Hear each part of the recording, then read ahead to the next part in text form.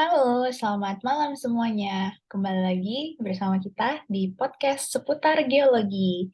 Sini aku Nakita Virginia Furi lagi sama rekan aku. Halo, nama aku Putri Masyita. Oke, jadi di episode kita yang ke-357 ini kita mau bahas tentang. Jadi, di sini kita bakal bahas tentang pandemi 19 di kala pandemi COVID-19 di kala era Anthropocene. Oke, jadi bagi yang belum tahu nih teman-teman, apa sih Anthropocene itu? Nah, jadi Anthropocene itu adalah unit waktu geologi yang digunakan untuk menggambarkan periode yang paling baru dalam sejarah bumi. Nah, itu tuh kapan sih? Yaitu ketika aktivitas manusia ini mulai memiliki dampak yang signifikan terhadap iklim dan ekosistem planet ini. Nah, jadi Anthropocene itu berasal dari bahasa Yunani, yaitu dari kata antropo, yang artinya manusia, dan sen, yang artinya baru. Nah, istilah ini nih dipopulerkan oleh ahli biologi Eugene Stormer dan juga ahli kimia Paul Crutzen pada tahun 2000. Nah, jadi ngomong-ngomong tentang Anthropocene, jadi kapan sih titik awal mula dari epoch Anthropocene ini? Nah, jadi awal mula dari Anthropocene ini itu banyak diusulkan oleh para ahli. Nah, pertama itu ada dari Paul Crutzen. Dia itu bilang kalau Anthropocene ini diusulkan pada akhir abad ke-18, yaitu kurang lebih selama revolusi Neolitikum. Nah, pencerianya itu apa sih? Nah, pada abad ini terjadi peningkatan konsentrasi CO2 dan CH4 sehingga dia berdampak kepada penundaan glasiasi secara lebih lanjut. Kemudian ada lagi nih pendapat dari William Rudiman. Nah, kalau misalnya William Rudiman itu dia mengatakan kalau kala Anthropocene ini dia mulai dikembangkan dimulai pada saat pengembangan pertanian. Nah, dampaknya dari pengembangan pertanian itu adalah adanya perubahan lingkungan antropogenik berkepanjangan. Kenapa sih hal itu bisa terjadi? Karena dari pertanian ini dia akan menggantikan vegetasi alami dan kemudian akan meningkatkan tingkat kepunahan spesies dan juga mengubah siklus dari biokimia. Kemudian eh, tapi pendapat tersebut itu ditolak sama beberapa ahli. Kenapa? Karena seperti yang kita jelasin tadi sebelumnya, kalau era Anthropocene itu adalah era di mana aktivitas manusia itu masih perubahan yang secara besar atau global di dunia ini kan. Nah, sedangkan kalau misalnya perubahan dari pertanian itu dia perubahannya secara lokal. Karena itu beberapa ahli menolak pendapat tersebut. Oke, nah jadi eh, ada ahli lain juga nih. Tadi kan Bapak Paul, nah sekarang kita ke Bapak Stephen. Jadi tahun 2007 Bapak Stephen mengungkapkan bahwa mungkin aja nih titik awal dari Anthropocene ini nih adalah pada saat peristiwa The Great Acceleration, itu peristiwa akselerasi besar. Nah, peristiwa tersebut dipilih menjadi titik awal mula Anthropocene itu karena pada saat peristiwa itu tuh terjadi peningkatan tajam dalam produksi dan konsumsi, serta dampaknya terhadap sistem di bumi ini. Akselerasi besar ini ditandai dengan ekspansi besar-besaran dalam populasi manusia dan juga perubahan besar dalam proses alami dan pengembangan bahan. Misalnya kayak pengembangan mineral menjadi plastik. Nah, kemudian plastiknya itu eh, bisa kita temui sekarang sebagai polutan organik yang bertahan lama di eh, rekaman batuan gitu. Ya. Ngomong-ngomong tentang kala Anthropocene nih, kalau dia disebut kala kan berarti dia masuk geological time scale ya. Kalau masuk geological time scale berarti dia harus punya penanda secara stratigrafi dong.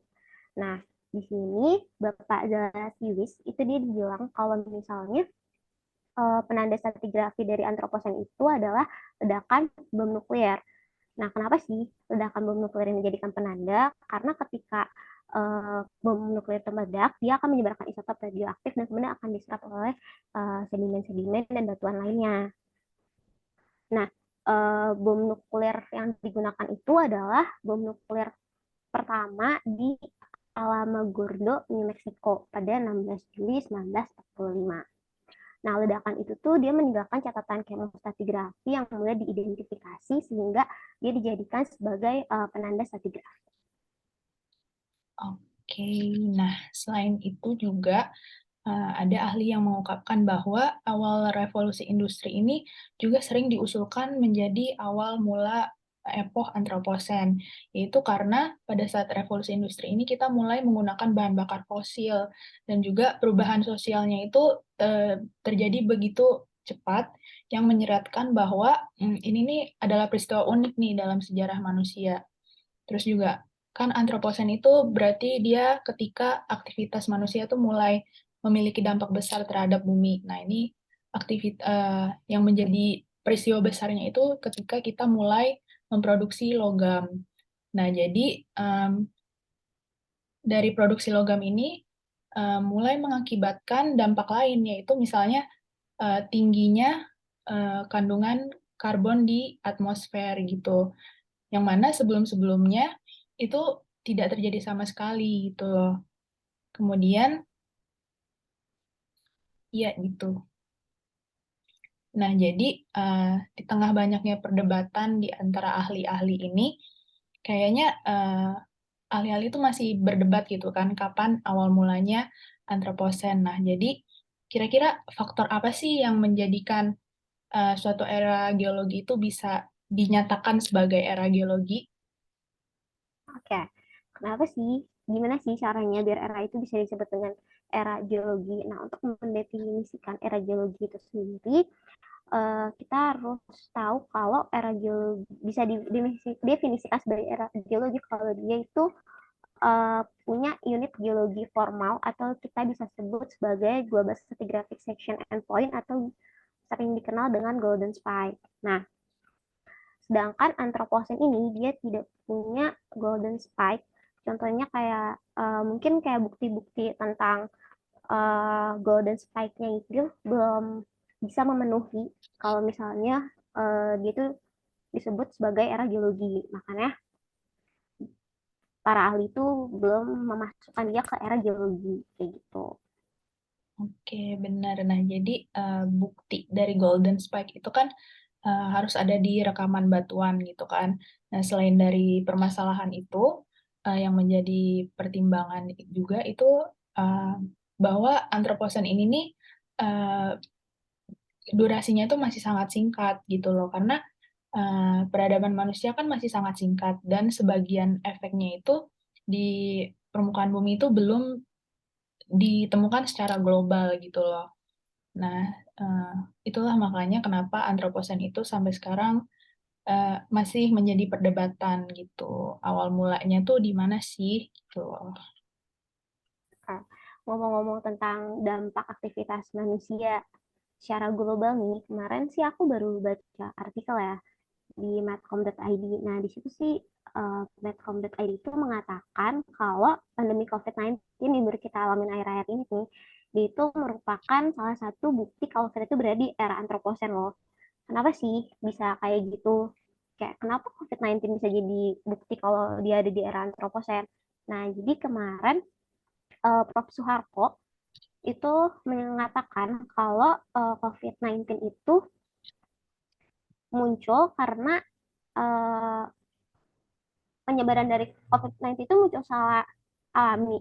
Nggak sih, mungkin kayak ada beberapa perdebatan lah ya, ada yang bilang muncul secara alami, ada yang bilang kalau misalnya itu buatan dan lain-lain. Nah, tapi kalau misalnya di sini fokus kita itu di penyebarannya. Nah, si penyebaran COVID-19 itu dia disebabkan oleh aktivitas manusia dan penyebaran COVID-19 yang cepat itu dia menyebabkan perubahan secara global di seluruh dunia kayak yang udah kita rasain kemarin kita nggak bisa pergi kemana-mana kemudian ekonomi secara global turun dan lain-lain kan oleh karena itu uh, Profesor Suharko ini dia mengatakan kalau COVID-19 itu dia merupakan salah satu bukti kalau kita berada di era antroposen kayak gitu karena dia punya dampak global dan dampak global itu disebabkan oleh aktivitas manusia itu sendiri. Oke, nah jadi fun fact, setelah mengalami ini sekaligus menyimpulkan dari pembahasan kita malam ini, Jadi setelah melalui perdebatan yang panjang, akhirnya pada tahun 2016, kelompok kerja Anthropocene itu setuju bahwa Anthropocene ini berbeda dari Holocene, yaitu epoch yang sebelumnya. Yaitu Anthropocene itu dimulai pada tahun 1950, yaitu ketika peristiwa akselerasi besar tadi yang udah kita jelasin. Nah, itu Anthropocene itu jelas adalah suatu peristiwa yang durasinya memang masih sangat singkat. Namun, dampaknya itu sudah sangat signifikan gitu loh secara skala di sejarah bumi. Gitu, teman-teman.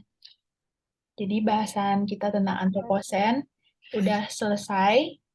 Semoga bisa bermanfaat dan menambah wawasan kalian. Selamat Terima kasih yang udah mau denger. semuanya. Jangan lupa balik lagi ke podcast ini ya. Setiap hari Kamis jam 7 malam. Oke. Bye-bye. Stay tune, guys. Thank you. Bye.